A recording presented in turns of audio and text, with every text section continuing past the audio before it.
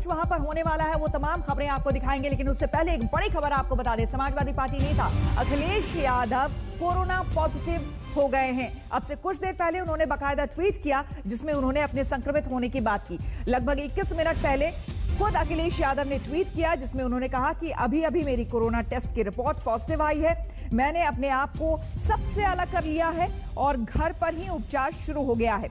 आगे अखिलेश यादव ने लिखा है कि पिछले कुछ दिनों में जो लोग मेरे संपर्क में आए हैं उन सबसे विनम्र आग्रह है कि वो भी जांच करा लें। उन सभी से कुछ दिनों तक आइसोलेशन में रहने की विनती भी है। आपको बता दें, कुछ दिनों पहले अखिलेश यादव साधु संतों से भी उन्होंने मुलाकात की थी। कई ऐसे वो कार्यक्रम में गए थे जहां पर अच्छी खासी भीड़ थी। कुछ तस्वीरें मथुरा से भी आई थी, वृंदावन से आई थी, जहां पर बांके बिहारी मंदिर में भी वो दर्शन करते हुए और भीड़ में नजर आए थे। और अब उन्होंने खुद ट्वीट किया है कि वो पॉजिटिव हो गए हैं। और चलिए अब बात होगी पश्चिम बंगाल की। पश्चिम बंगाल में आज का दिन चुनाव के लिहाज से गहमा गहमी से भरा हुआ है। 24 घंटे के बैन के बाद ममता बनर्जी आज 3 रैलियां करेंगी। उससे पहले वो कूच बिहार पहुंच रही है जहां वो फायरिंग में मारे गए लोगों के परिजनों से मुलाकात करेंगी। वहीं आज से बंगाल में राहुल गांधी प्रचार की शुरुआत कर रहे हैं। आज शाम 5 बजे 5वें दौर का प्रचार खत्म होने से पहले बीजेपी भी कई रैलियां करने वाली है। आपको बता दें कि चुनाव आयोग की ओर से अगले 24 घंटे का बैन हटते ही ममता बनर्जी ने कल रात ही चुनाव प्रचार शुरू कर दिया था। बारासात की रैली में उन्होंने कूच बिहार की फायरिंग का मुद्दा उठाया और बीजेपी को निशाने पर लिया।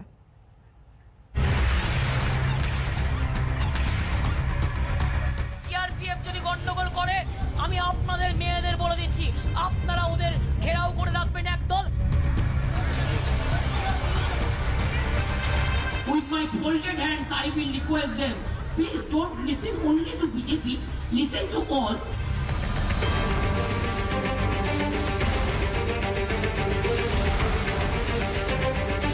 प्रचार पर 24 घंटे की पाबंदी के बाद ममता बनर्जी ने एक बार फिर गरजना शुरू कर दिया है। পার্টি যদি মনে করে থাকেন মমতা ব্যানার্জি মিটিং করবে না আর আপনারা একতরফা অমিত শাহ মোদি মিথ্যে কথা বলে যাবেন তাহলে জেনে রাখবেন মানুষ আপনাদের ক্ষমা করবে না। रात 8 बजे पाबंदी खत्म होते ही ममता बनर्जी ने बिना समय गवाए उत्तर 24 परगना के बारासात में रैली की। ममता ने बीजेपी के खिलाफ हुंकार भरी। बैरकपुर में देख लिया ना, एक सीट में जीतने का बाद अर्जुन सिंह का दलबल क्या किया था, पूरा बंदोबस्त किया था, पूरा जो ट्रेड है बंद कर दिया था, पब्लिक को रास्ता चलने नहीं दिया था, हिंदू मुसलमान को दंगा किया था, महिलाओं को घर से निकाल नहीं दिया था। ये बीजेपी पार्टी है, डरो मत, उसको विश्वास मत करो। तृणमूल कांग्रेस ऐसा नहीं है कि बंगाली और बंगाली का पार्टी है, लेकिन तृणमूल कांग्रेस सबका है, सबका साथ तृणमूल कांग्रेस है, बीजेपी नहीं है। पाबंदी के बाद आज ममता बनर्जी का कूच बिहार दौरा हो रहा है, जहां वो उन लोगों के परिजनों से मिलेंगी जिनकी शनिवार को मतदान के दौरान सीआईएसएफ की फायरिंग में मौत हो गई थी। ममता पहले वहां जाना चाहती थी, लेकिन चुनाव आयोग ने उनके बयानों को लेकर उन पर 24 घंटे की पाबंदी लगा दी थी। इससे पहले ममता ने कूच बिहार की घटना को लेकर केंद्रीय गृह मंत्री अमित शाह का इस्तीफा मांगा था। वहीं कुछ बीजेपी नेताओं के बयानों को लेकर वो बारासात की रैली में भी बरसी।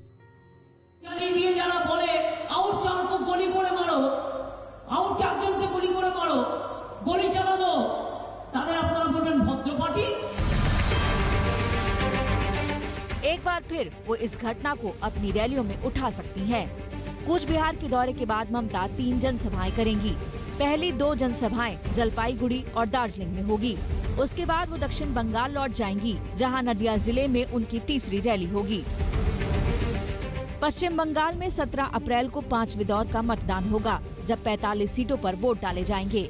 हिंसा के मद्देनजर चुनाव आयोग ने प्रचार 72 घंटे पहले खत्म करने का फैसला किया है। बारासात से सूरज रॉय के साथ आज तक ब्यूरो। और हमारे साथ सीधे अनुपम मिश्र जुड़ रहे हैं ज्यादा जानकारी के साथ। अनुपम, आज ममता बनर्जी की कई रैलियां, लेकिन सबसे अहम कूच बिहार, जिसको लेकर उस मुद्दे को भुनाने की भी ममता बनर्जी खूब कोशिश करेंगी, जो कि पिछले कई दिनों से भुना रही है। जी बिल्कुल, 5वें चरण की 45 सीटों पर आज चुनाव प्रचार तो खत्म हो रहा है, लेकिन ममता बनर्जी जैसे ही ये घटना हुई है उसके बाद से इस मुद्दे को भुनाने की कोशिश में लगी हुई हैं। और मैं इस वक्त उसी जगह पर हूँ। मेरे पीछे आप देख सकती हैं वो जो मंच है जहाँ पर स्मरण सभा का आयोजन किया गया है। हालांकि ये जनसभा नहीं है, लेकिन काफ़ी लोगों की भीड़ यहाँ एकत्रित हो गई है ममता बनर्जी को देखने और सुनने के लिए। यहाँ पर जो 5 लोग मारे गए थे उनका नाम लिखा हुआ है। 2 अलग घटनाएं हुई थी उस दिन 10 अप्रैल को शीतलकुची में। एक में 4 टीएमसी कार्यकर्ता मारे गए थे, हामिदुल मिर्धा, शमीउल हक, मनिरुज्जमान मिर्धा, नूर आलम मिर्धा। और एक जो घटना हुई थी वो थोड़ी दूसरे बूथ में हुई थी जहां बीजेपी कार्यकर्ता आनंद बर्मन की मौत हुई थी। तो 5 के नाम इस मंच पे सामने लिखे हुए हैं। पंच शहीदों का स्मरण ये यहाँ पर दिया हुआ है, लेकिन यहाँ पर सिर्फ 4 ही जो टीएमसी कार्यकर्ता मारे गए थे उनके परिजन आए हैं। आनंद बर्मन के परिजन यहाँ नहीं आए हैं। उन्होंने साफ कह दिया है, मना कर दिया है कि वो यहाँ नहीं आएंगे और वो चाह रहे हैं कि अमित शाह उनसे बात करें। और ममता बनर्जी अब थोड़ी ही देर में उतरने वाली है। मैं आपको दिखाता हूँ वो हेलीपैड जहाँ पे ममता बनर्जी अभी उतरेंगी।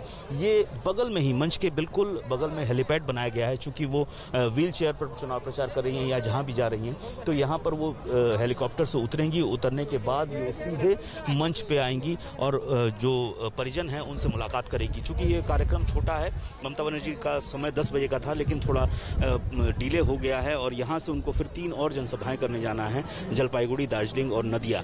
लेकिन सबसे बड़ी बात है कि इस घटना के बाद जो मुद्दा है पूरी तरह से कूच बिहार की शीतलकुची की घटना पे आधारित होकर रह गया है। ममता बनर्जी के आरोप हैं, बीजेपी के प्रत्यारोप हैं। तो 5वें चरण की जो राजनीति है हम देख सकते हैं कि पूरी तरह से इस शीतलकुची की घटना के इर्द गिर्द घूम रही है। श्वेता, बिल्कुल, बहुत बहुत शुक्रिया आपका। और आरोप प्रत्यारोप दोनों ही तरफ से चल रहा है बीजेपी और टीएमसी के बीच। क्या कुछ कह रहे हैं नेता, सुनिए। उनका दिमाग खराब हो गया है। वो बार बार लोगों को उकसा करके चुनाव को बाधित करने का प्रयास कर रहे हैं, चुनाव कमीशन को टारगेट कर रहे हैं, ईवीएम को लूटने के लिए बोल रहे हैं, जो एंटी सोशल है उनको उतार दिए हैं, सेंट्रल फोर्स को अटैक कर रहे बार बार। उसका परिणाम वहाँ की इतने लोगों की जाने गई है। इसकी पूरी जिम्मेदारी ममता बनर्जी की है और इसीलिए उनको से अलग करना है। लेकिन दुर्भाग्य से चुनाव कमीशन का निर्णय न मानते हुए और रास्ता में उतर के आंदोलन कर रही है। जो पार्लियामेंट के कानून के खिलाफ आंदोलन करती है, जो संविधान के खिलाफ सुप्रीम कोर्ट के साथ आंदोलन की है, मुझे लगता नहीं कि वो इस प्रकार कानून मानेंगे। एक मुख्यमंत्री को इस प्रकार शोभा नहीं देता है। बीजेपी पार्टी যদি মনে করে থাকেন মমতা ব্যানার্জি মিটিং করবে না আর আপনারা একতরফা অমিত শাহ মোদি মিথ্যে কথা বলে যাবেন, তাহলে জেনে রাখবেন মানুষ আপনাদের ক্ষমা করবে না।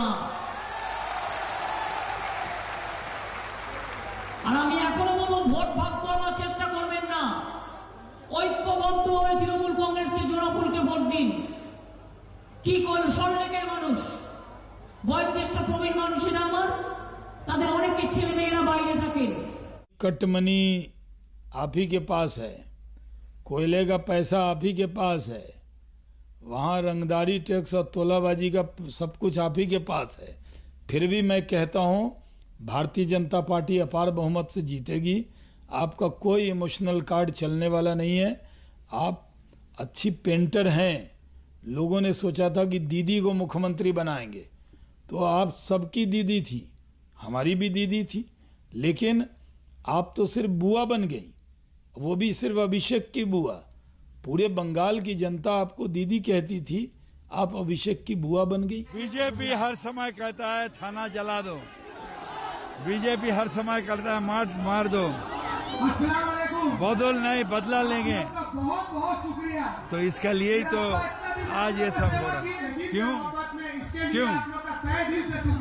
क्योंकि वो चाहते हैं पोलराइजेशन करके बंगाल को जीतना, मगर नहीं कर पाएंगे। दंगाबाज पार्टी है, मारने वाला पार्टी है, गोली चलाने वाला पार्टी है।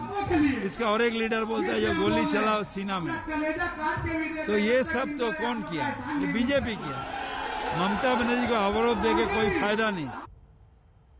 और आपको बता दें कि पश्चिम बंगाल चुनाव में अजदुद्दीन ओवैसी भी किस्मत आजमा रहे हैं। तो क्या ममता के मुस्लिम वोट बैंक में सेंध वो लगा पाएंगे?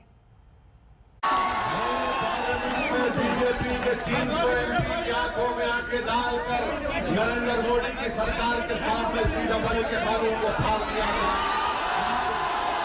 मैं आपको गुजारिश करने आया हूं कि आप मुत्तहदा तौर पर अपने वोट का इस्तेमाल करिए। आपको डरने और घबराने की जरूरत नहीं है।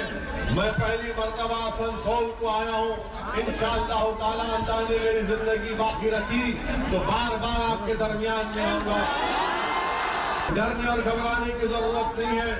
टीएमसी के गुंडों ने दानिश को मारा, मगर याद रखो एक दिन तुम्हारे जुल्म का खात्मा होगा, तुम्हारा ये जुल्म खत्म होगा, तुम्हारी ये गुंडागर्दी खत्म होगी। और अगर तुम ये समझ रहे हो कि मजलिस इत्तेहादुल मुस्लिमीन के जिम्मेदारों पर हमला करने से हमारे हौसले पस्त हो जाएंगे, नहीं, हमारे हौसले और बुलंद होंगे। ममता बनर्जी कहती है कि खेलो हो गए, मगर आप जानते हैं कि आपको हमारे को इनके पैरों का फुटबॉल बना दिया गया। हमको नौकरी नहीं मिलती है, हमको स्कूल नहीं मिलता है, हमारे बच्चों का कोई मुस्तकबिल नहीं है। इसीलिए मेरी आज तमाम से गुजारिश है कि मुत्तहदा तौर पर अपने वोट का इस्तेमाल करिए। यकीनन इंशाअल्लाह ताला बीजेपी को हराना है, नरेंद्र मोदी को हराना है। अगर आसनसोल से कोई नरेंद्र मोदी को हरा सकता है तो उसका नाम दानिश है, उस पार्टी का नाम और हमारे लिए वक्त हो गया है एक छोटे से ब्रेक का। बने रहे हमारे साथ, देखते रहिए आज तक। बंगाल में आधा चुनाव खत्म हो जाने के बाद आज राहुल गांधी पहली बार चुनाव प्रचार की शुरुआत कर रहे हैं। राहुल गांधी 5वें दौर के चुनाव के लिए 2 रैलियां कर रहे हैं। उनकी पहली जनसभा उत्तर दिनाजपुर के गोलपोखर में है, वहीं दूसरी जनसभा दोपहर 3:15 बजे दार्जिलिंग में होगी। नमस्कार, मैं हूं अंजना ओम कश्यप। हमें उम्मीद है ये वीडियो आपको पसंद आया होगा।